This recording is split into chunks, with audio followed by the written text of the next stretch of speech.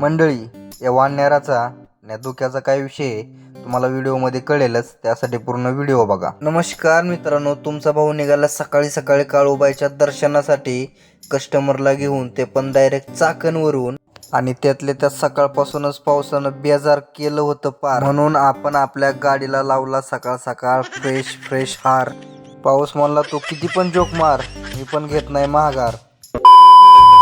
अशा प्रकारे काळूबाईच्या डोंगरावर पोचलो. ग्रामपंचायतचा टॅक्स वगैरे फालला आणि पुढे निघालो. थोडं पुढं आलो तर काय सगळं धूक, नुसता राडाच. गाडीच्या सगळ्या लाईट लावाव्या लागल्या, सगळीकडं धूक होतं. पुढचं काय दिसायला तयारच नव्हतं. त्यातले त्यात पावसानं मागा घेतली नव्हती माघार, त्याच्यामुळं आपल्याला आपल्या गाडीचा काढायला लागला हार, कारण की पावसानं पार केला होता त्याला बेकार.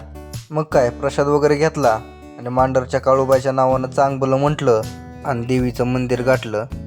सकाळ सकाळ आपण लवकर आल्यामुळं मंदिरात काही गर्दी नव्हती आणि त्यातले त्यात सकाळची देवीची आरती चालू होती. देवीच्या दर्शनाबरोबरच आरतीचं भाग्य लाभलं, तेच नशीब आपलं. आणि देवीचं नामस्मरण करत मंदिर सोडलं आणि कस्टमरला गाडीत घेतलं.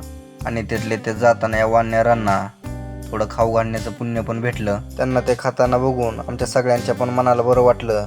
मी पण माझ्या गाडीला स्टार्टर मारलं आणि डायरेक्ट खेडशिवापूरचं विनय व्हेज रेस्टॉरंट गाठलं. अशा प्रकारे आम्ही पण आमचं पोटपूजन केलं आणि कात्रजचा जुना घाट ओलांडून पुण्याजवळ केलं. आणि पुण्यात एंटर केलं की ट्रॅफिकनं त्याचं काम चालू केलं. आणि त्या ट्रॅफिकच्या बाहेर आलो की या लक्ष्मी रोडच्या लक्ष्मीकांत बाईनं आपल्या मनातलं सगळं दुःख दूर केलं. त्यानंतर मग तुमच्या भावानं नवीन उत्साहामध्ये नाशिक फाटा दूर करून चाकणजवळ केलं. आणि जसं कस्टमरला सोडून घराजवळ आलो, या चिमुकल्यांचा स्क्विड गेम बघून माझं मनच हादरून गेलं. ते सगळं जाऊ द्या, आजचा ब्लॉग कसा वाटला हे कमेंट करून नक्कीच कळवा. चला तर भेटू मग नेक्स्ट ब्लॉगमध्ये. Bye bye, good night, see you.